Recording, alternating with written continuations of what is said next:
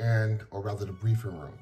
And when you get a chance to look it up and read it in its entirety, but I just want to read some of the excerpts of what he wrote. A proclamation of Juneteenth Day of Observance 2022. After the Union Army captured New Orleans in 1862, slave owners in the Confederate States migrated to Texas with more than 150,000 Black persons.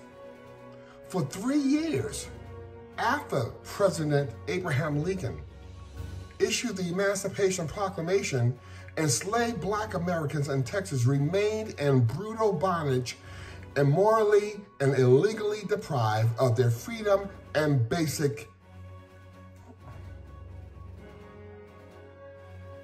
dignity. On June the 19th of 1865, over 2 years after the president signed the Emancipation, or rather the Emancipation Proclamation, they were declared enslaved persons free.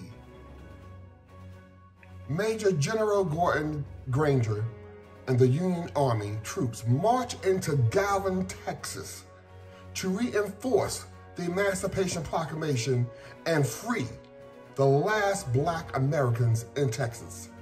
2 years later, after the Emancipation Proclamation had been signed, in Texas, over 150,000, they still refuse to let them go.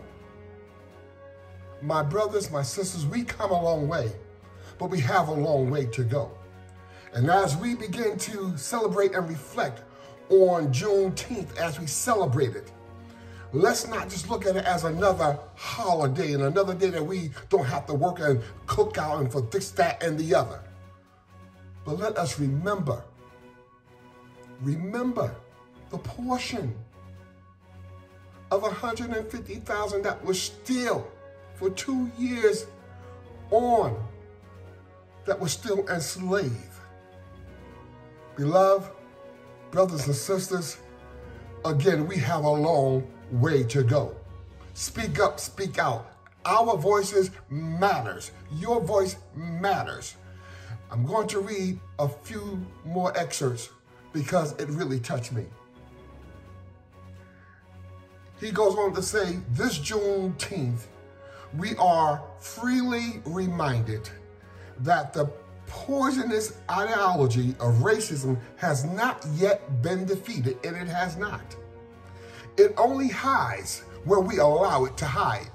That's what I'm saying. It hides where we allow it to hide.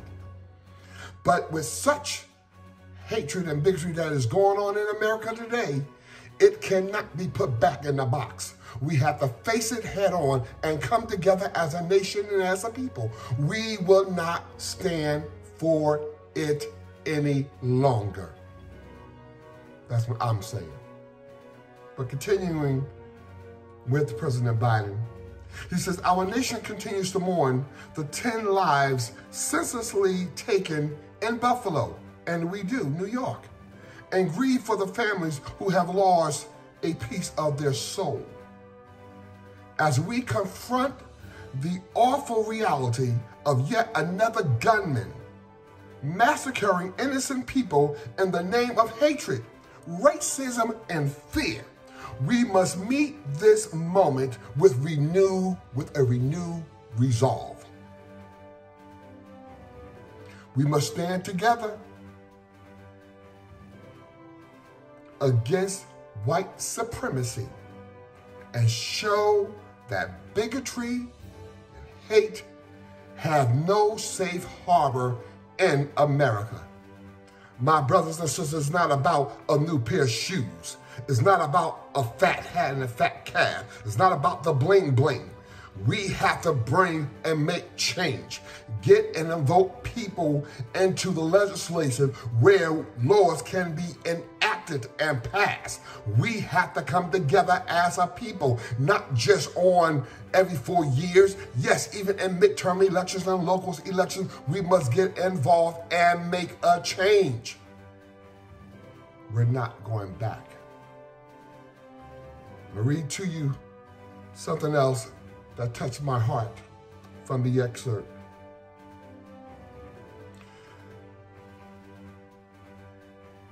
That caught my spirit. He reminded us of the late Congressman Elijah. He says, as a good friend, the late Congressman Elijah Cummings said, our children, get this and hear it good.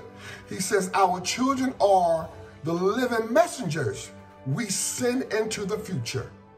We will never see. My brother and sister, a lot of us, we will never see the future. But we're sending our children and our grandchildren and their children, if the Lord tarries. They are the messenger that we send into the future. What future are we offering them? Speak truth to power. Black on black crime. Come on, let's tell the truth. We have to come together as a people, but let's get back to why we are celebrating Juneteenth, which I kind of have mixed emotions about. But nevertheless, he goes on to say, together as a nation, let us continue our work together to build a country where all are proud to pass along to their children and our children. One where the foundational promises and the ideals of America ring true for every family. He goes on and on, but he says, and I'm glad to report, now, therefore, I, Joseph R. Biden, Jr., President of the United States of America, by virtue and authority vested in me by the Constitution and laws of the United States, do hereby proclaim June 19th, 2022 as a Juneteenth Day of Observance. I call upon the people of the United States to acknowledge and condemn the history of slavery in the nation and recognize how the impact of America's original sin remains. I call on every American to celebrate the Emancipation Proclamation of Black Americans and commit together to eradicate systematic racism and inequality that can never be tolerated and must always be fought against. I'll leave you with this on tonight or tomorrow or whenever you see this poster. Let us come together, people. Let us come together as a nation. We are one nation under God, indivisible, with liberty and justice for all. But where is the justice for all? Happy Father's Day, by the way.